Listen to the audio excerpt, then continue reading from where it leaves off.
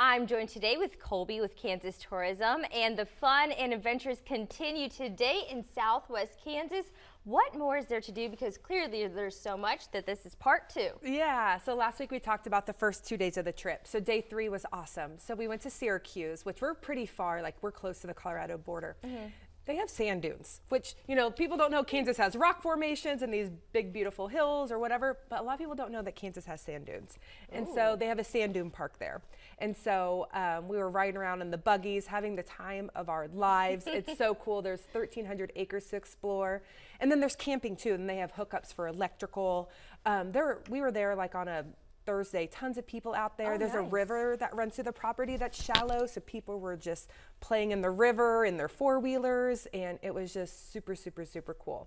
And then what we did is we went and stayed in Coolidge, which if you love National Lampoon's Family Vacation, if you remember Cousin Eddie, he was from Coolidge. And so there they have the Cousin Eddie's Visitor Center, which is an antique shop.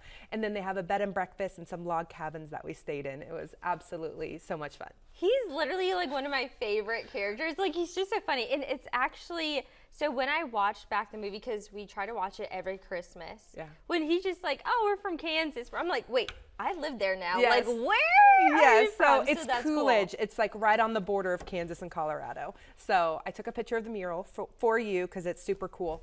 And then the next day, oh, it was just amazing. So the next day we woke up and we went to Big Basin Prairie Preserve, which is probably one of the most underrated hiking places in Kansas. And it's big. Like if you were to park at the entrance instead of driving back to St. Jacob's Well, I mean, it is an all-day thing. There's bison out there.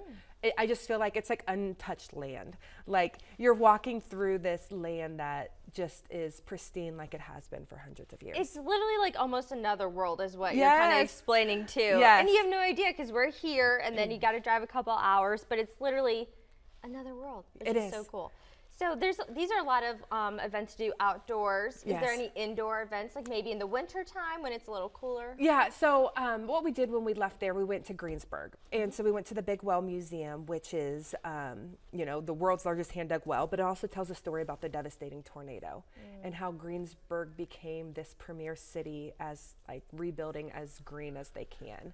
And then also the MT Liggett, which is one of my favorite like quirky attractions in Kansas. We stopped there. They have a new art environment there. It opened less than a year ago. So you can learn about MT, what made him so quirky, but then all of his artwork is outside. And it's amazing. It's like almost overwhelming. You're just talking like for as far as you can see, just like weird sculptures and whirligigs. Cool, though. It was awesome. And then just to like kind of set the tone, we took the Gyp Hill Scenic Byway back to the airport. And just beautiful. Like they kept saying, like, I feel like I'm in Arizona, but I'm like, you're not. You're in Kansas because Kansas has stuff like this. Yes, you know, and especially for the summertime, like instead of flying somewhere and spending all the money on airfare, you could just travel a couple hours, and it's right here in Kansas. You don't have to go too far. You don't, and it really just shows you how beautiful your state is. Yes, you need to explore what's out there because we don't know. Well, Colby, thank you so much. Thank you.